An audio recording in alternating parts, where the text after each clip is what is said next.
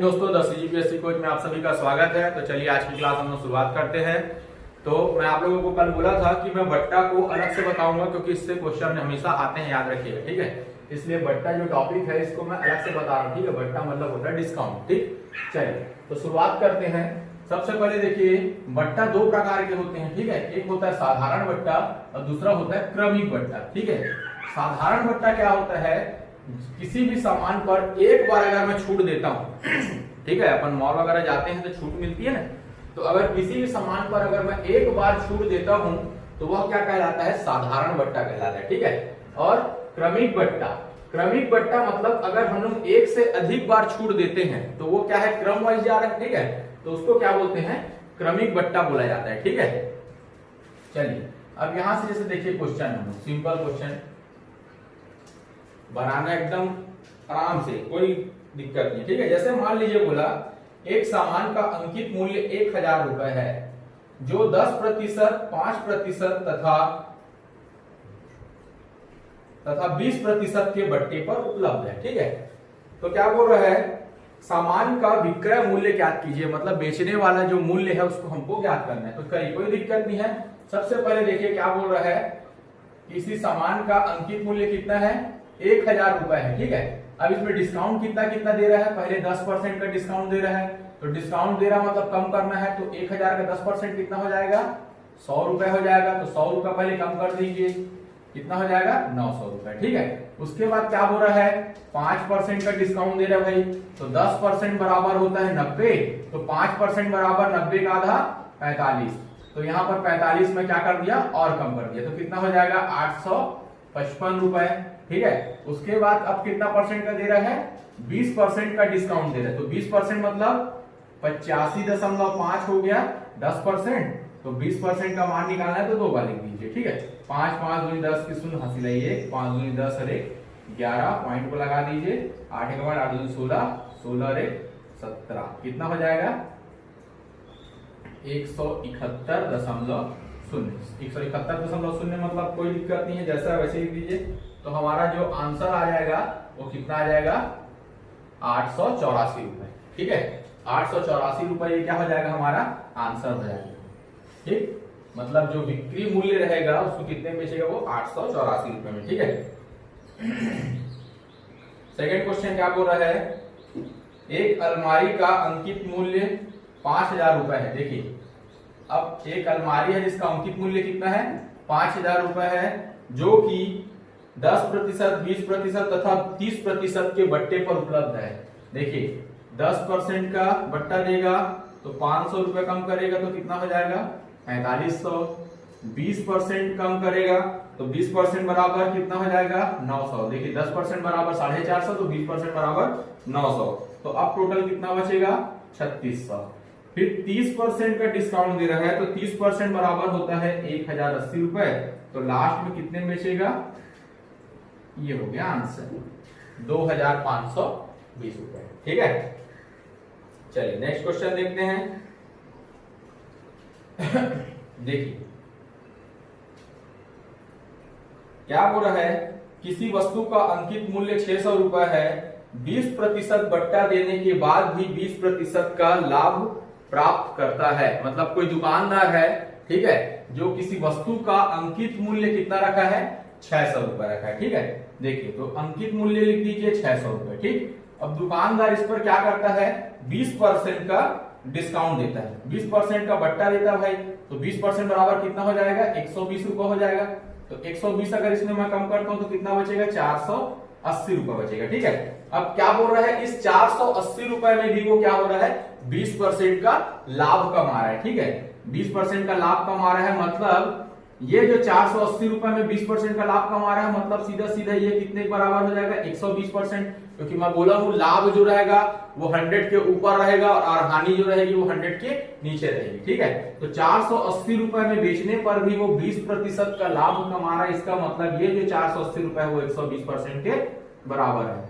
तो 1% बराबर कितना हो जाएगा 480 बटे 120, 12 चौक 48, 1% बराबर आ गया 4 रुपए। तो क्या बोल रहा है, तो उस वस्तु का क्रय मूल्य ज्ञात कीजिए। क्रय मूल्य मतलब कॉस्ट प्राइस। कॉस्ट प्राइस अपने आप में 100% होता है, बराबर 400 रुपए। मतलब वो 400 रुपए की वस्तु थी, ठीक है, जिसको वो कितना रुपए अंकित किया था, 600 रुपए अंकित किया था। फिर क्या किया, वो 20% का डिस्काउंट दिया। तो हमको लगेगा कि 20% का डिस्काउंट दे रहा है, मतलब 480 रुपए में कम में दे रहा है, लेकिन वो 480 रुपए में भी याद रखिएगा कमा रहा है, क्योंकि वो कितने में खरीदा था, 400 रुपए में खरीदा था। ठीक है, चलिए नेक्स्ट क्वेश्चन देखते हैं। क्या बोल रहा है, एक व्यापारी अपने सभी सामान पर 8% की छूट देता है और फिर भी 15% का लाभ कमाता है। यदि उस वस्तु पर अंकित मूल्य 250 रुपए हो तो उसका लागत मूल्य क्या होगा। ठीक है, लागत मूल्य पूछ रहा है, तो सेम वही क्वेश्चन है, देख लीजिए क्या बोल रहा है। एक व्यापारी अपने सामान पर 8% की छूट देता है और फिर भी 15% का लाभ कमाता है। ठीक है, चलिए, और उस अंकित मूल्य कितना है वस्तु का, 250 रुपए। ठीक है, तो चलिए पहले देख लेते हैं भाई, 250 रुपए की वस्तु थी, इसमें व्यापारी कितने परसेंट का डिस्काउंट दे रहा है, 8% का डिस्काउंट दे रहा है। याद रखिएगा कितने का डिस्काउंट दे रहा है, 8% का। तो जब 8% का डिस्काउंट देगा तो वो कितने में बेचेगा भाई, इसका 8% कितना हो जाएगा, 20 रुपए हो जाएगा। ठीक है, तो 20 रुपए कम कर दीजिए तो यहां पर बचेगा कितना, 230 रुपए। अब इसमें भी क्या बोल रहा है, वो 15% का लाभ कमा रहा है, मतलब सीधा सीधा ये 115% के बराबर है। तो 1% बराबर कितना आ जाएगा, 230 बटे 115, जस्ट 2 बार में जाएगा, तो 1% बराबर 2। तो क्या बोल रहा है, क्रय मूल्य, क्रय मूल्य अपने आप में 100% है, बराबर 200 रुपए। ये हो गया हमारा आंसर। ठीक है, चलिए नेक्स्ट क्वेश्चन देख लेते हैं।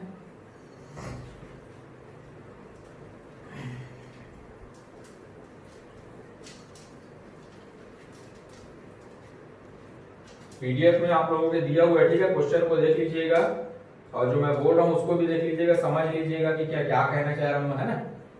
चलिए, प्रश्न क्या बोल रहा है, कोई व्यक्ति अंकित मूल्य पर 20% की छूट देकर 24% में बेची, मतलब 20% की छूट देकर 24 रुपए में बेची। देखिए फिर से बोल देता हूं, कोई वस्तु अंकित मूल्य पर 20% छूट देकर 24 रुपए में बेची गई, वस्तु का अंकित मूल्य ज्ञात कीजिए। ठीक है, चलिए देखिए 20% की छूट देकर 24 रुपए में बेची गई, मतलब सीधा सीधा स्टार्टिंग में मैं मान लेता हूं वह वस्तु रही होगी 100% की। ठीक है, अगर मैं 20% की छूट देता हूं, मतलब बचा कितना, 80%।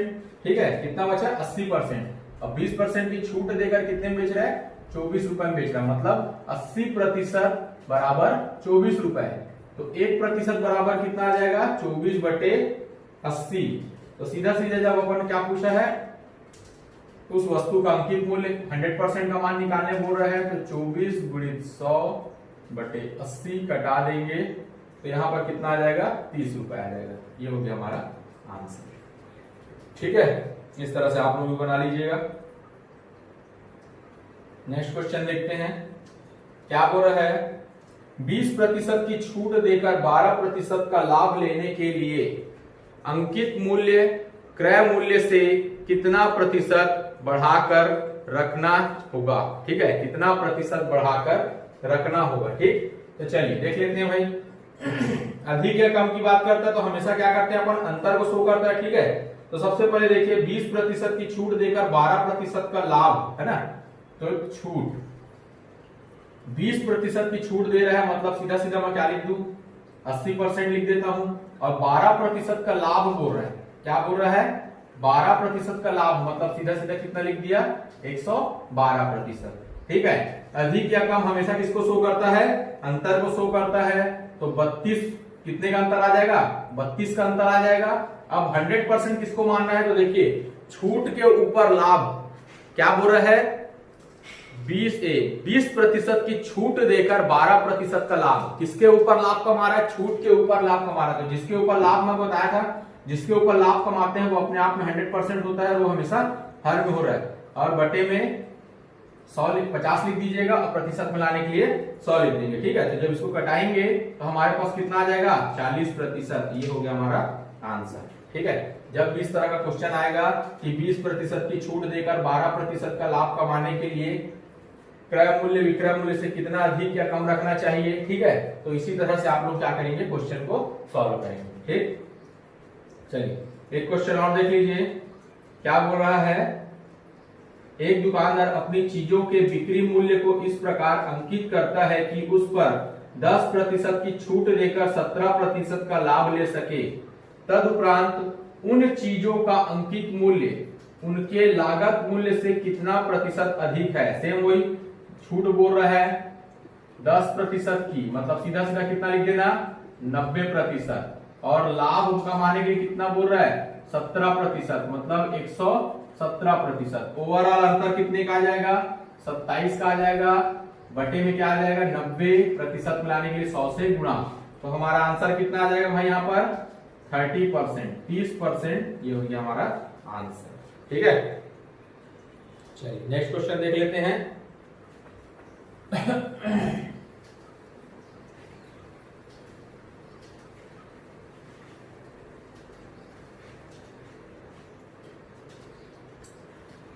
अपठनीय बट्टा पर आधारित है, ठीक है। मतलब हमको पहला वाला डिस्काउंट दिए रहेगा, सेकंड वाला डिस्काउंट कितना है ये हमको निकालना है, ठीक है। चलिए जैसे बोल रहा है एक वस्तु का अंकित मूल्य 200 रुपए है, श्याम ने उसे 20% तथा x% के बट्टे पर 96 रुपए में खरीदा, तो x का मान ज्ञात कीजिए, ठीक है। x का मान ज्ञात करना है। चलिए कोई दिक्कत नहीं है। सबसे पहले क्या बोल रहा है, कोई वस्तु है जिसका अंकित मूल्य कितना है 200 रुपए, तो मैं क्या लिख दिया 200 रुपए लिख दिया।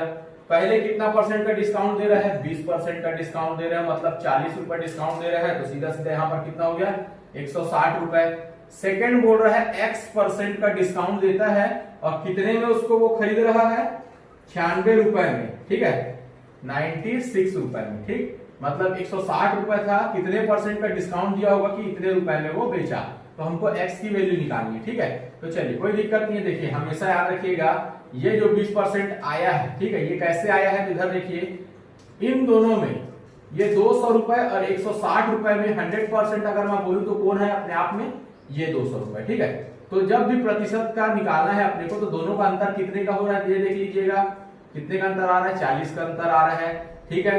टोटल कितना है 200, ठीक है। 200 के ऊपर 40 का अंतर आ रहा है, प्रतिशत मिलाने के लिए 100 से गुणा करनी है, दूनी, ये हो गया 20%, ठीक है।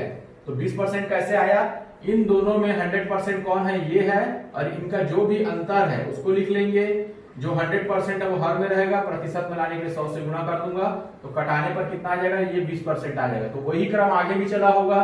तो यहाँ पर देखिए 160 है और यहाँ पर 96 है, तो दोनों के बीच का जो अंतर है वो कितने का आ जाएगा 64 का आ जाएगा, ठीक है। और मैं 100% किसको मानूंगा अभी 160 को, क्योंकि इन दोनों में 100% ये है, प्रतिशत में लाने के लिए 100 से गुणा कर दूंगा, तो जब इसको कटाएंगे तो कितना आ जाएगा 40%। तो हमारा x की वैल्यू कितनी आ जाएगी, x बराबर 40%, ये हो गया हमारा आंसर, ठीक है। इसी प्रश्न को ये भी बोल सकता है कि दूसरा जो बट्टा है वो अपठनीय है। अपठनीय मतलब हमको ज्ञात नहीं है, ठीक है। तो इस तरह का जब भी क्वेश्चन आएगा तो आप लोग उसको बना लीजिएगा, ठीक। चलिए अब इसमें लास्ट क्वेश्चन में आ जाते हैं, क्योंकि कल मैं समतुल्य बट्टा तो बता ही दिया था कि 20%, 10%, 20% तथा 30% के समतुल्य एकमात्र बट्टा क्या है, ये वाला क्वेश्चन मैं आप लोगों को कल बता चुका हूं, ठीक है। चलिए लास्ट टाइप का क्वेश्चन देख लेते हैं। अब इसमें क्या होगा, मुफ्त में मिलने वाली बात करेगा, मुफ्त में कोई चीज मिलने वाली बात करेगा, तो उसको देख लेते हैं। क्या बोलता है, एक दुकानदार 6 खिलौने खरीदने पर 2 खिलौने मुफ्त में देता है, ठीक है। तो बताइए कि ग्राहक को कितने प्रतिशत की छूट प्राप्त होती है, ठीक है। तो हमको ये चीज देखना है इसमें कि जो वस्तु मुफ्त में दे रहा है, मतलब उसके तरफ से तो वो जा रहा है ना भाई कुल मिला के। जैसे देखिए क्या बोल रहा है, एक दुकानदार 6 खिलौने खरीदने पर 2 खिलौने मुफ्त में देता है, मतलब ओवरऑल वो दुकानदार दिया कितना 8। देखिए 6 खिलौने खरीद रहा है तो 2 खिलौने ये मुफ्त में मिल रहे हैं। क्या हो रहा है, मुफ्त में मिल रहा है, मतलब उसके हिसाब से वो दिया कितना टोटल 8। ये 8 खिलौने वो दिया है, जिसमें ये 2 ठो जो था 2 खिलौना ये क्या था मुफ्त में दिया था, और प्रतिशत में लाने के लिए क्या कर दो, 100 से गुणा कर दो, बराबर 4×25=100। हमारा आंसर कितना आ जाएगा, 25%। देखिए 2 तो ये मुफ्त में मिला था, अगर इन दोनों घटाऊंगा तो हमारे पास वापस कितने खिलौने आ जाएंगे, 6 खिलौने आ जाएंगे। याद रखिएगा, हमेशा जब भी मुफ्त वाली बात करेगा तो ओवरऑल देखना ये है कि कितने ठो मुफ्त में वो दिया है, ठीक है। तो इस तरह से हम लोग क्या करेंगे, क्वेश्चन को बना लेंगे। जैसे मान लीजिए लास्ट क्वेश्चन एक और देख लीजिए, संगीता जब 12 चूड़ियां खरीदती है तो उसे 3 चूड़ियां मुफ्त में मिलती है। मतलब संगीता को टोटल कितनी चूड़ियां मिली, 15, जिसमें 3 क्या थी, मुफ्त में मिली थी, और प्रतिशत में लाने के लिए 100 से गुणा, ठीक है। 3×5 = 15 और 5×20=100, मतलब आंसर कितना आ जाएगा, 20%, ठीक है। समझ में आ गया। तो जब भी बट्टा से क्वेश्चन आएगा तो ध्यान से बनाइएगा, ठीक है। क्या बोल रहा है, क्या पूछ रहा है, उसके अकॉर्डिंग बनाइएगा, ठीक है। तो इसी के साथ हमारा बट्टा जो टॉपिक था वो भी समाप्त होता है। ओके बाय, धन्यवाद।